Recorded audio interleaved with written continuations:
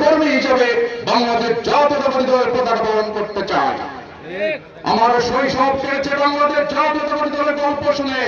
সেই গল্পকার ছিলেন আজকের মঞ্চের উপস্থিত জনাব আব্দুল গনি সরকার। দেখেছি আমার বাড়িতে এসে আমার বাবার সঙ্গে বিএনপির কথা বলতে। আমার কৈশোর কেটেছে রাজপথে বাংলাদেশ জাতীয়তাবাদী ছাত্র দলের মিছিল স্লোগান দিতে দিতে।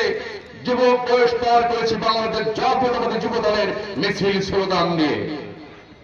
আজকে আমি বাংলাদেশ জাতীয়তাবাদী দলের রাজীবপুর উপজেলা শাখা দীর্ঘ সময়ের সিনিয়র সহসভাপতি এবং সর্বশেষ বিগত 3 বছর আমি এই দলের লিখিত অলিখিতভাবে ভারপ্রাপ্ত সভাপতির দায়িত্ব পালন করেছি।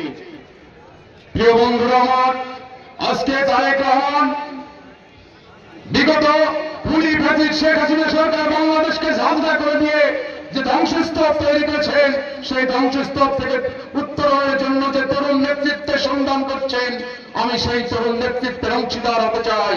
আমি আপনাদেরকে সাথে নিয়ে আগামী দিনে তারেক রহমানের স্বপ্ন একত্রিত বাস্তবায়ন করতে চাই। আজকে কুড়িগ্রাম থেকে যারা কষ্ট করে এসেছেন, আমি বলতে চাই আপনাদের পদধূলিতে রাজীবপুরের মাটি, রাজীবপুরের উপজেলা বিএনপি ধন্য হয়েছে। আর এই ধন্য আরো বেশি কার্যকর হবে যখন সত্যিকার অর্থে রাজীবপুর উপজেলা বিএনপির তৃণমূল পর্যায়ের প্রত্যেকটি নেতা কর্মী হৃদয়ের স্পন্দন বুঝে, তাদের চোখের ভাষা বুঝে, তাদের মুখের ভাষা বুঝে সত্যিকার অর্থে একটি সুশৃঙ্খল এবং সুসংগঠিত আহ্বায়ক কমিটি আমাদেরকে উপহার দিতে পারবেন। আমরা কমিটি চাই 2006 সালের পর থেকে যারা রাজপথে থেকে আমার এই হাজার হাজার কর্মীদেরকে বাবার স্নেহ দিয়ে ভালোবাসা দিয়ে আগলে রেখেছিল, তারাই যেন আগামীতে রাজীবপুর উপজেলা বিএনপির নেতা হয়, এটাই আমরা প্রত্যাশা করতে চাই। যারা বিএনপির প্রথম সারিতে এসে জায়গা দখল করবার চেষ্টা করতেছে, 5 আগস্টের পরে এবং অতীতে যারা আওয়ামী লীগের সঙ্গে মিলে ব্যবসা বাণিজ্য চাকরি তো হাই দিয়েছে, তাদেরকে যদি কোনোভাবে এই আহ্বায়ক কমিটির নেতৃত্ব দেওয়া হয়, সেই নেতৃত্ব মানব না, প্রয়োজনে তার বিরুদ্ধে প্রতিরোধ করে তুলব। আর এজন্য যদি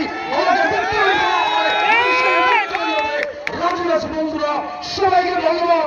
খোদা হাফেজ। বাংলাদেশ জিন্দাবাদ। শহীদ জনরব দেশটি বেগম খালেদা জিয়া জিন্দাবাদ। তারুণ্যের অহংকার তারেক রহমান জিন্দাবাদ। আসসালামু আলাইকুম।